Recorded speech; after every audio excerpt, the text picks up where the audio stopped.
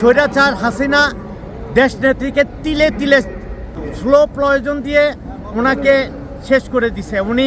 ওনার kidney, ওনার heart সব কিছু তিলে তিলে, লিভার সব কিছু ড্যামেজ করে দিছে।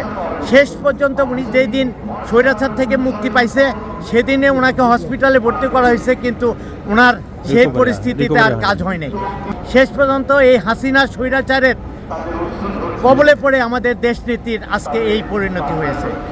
আমাদেরও 18 কোটি মানুষের দুর্ভাগ্য যে উনি সামনে যে নির্বাচন উনি সেটা দেখে যেতে পারেনি।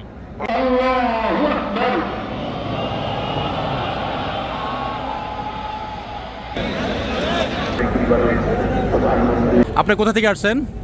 আমি ফটিকছড়ি, চট্টগ্রাম ফটিকছড়ি, হারুছড়ি। আপনি? নরসিংদী। নরসিংদী। জি জি।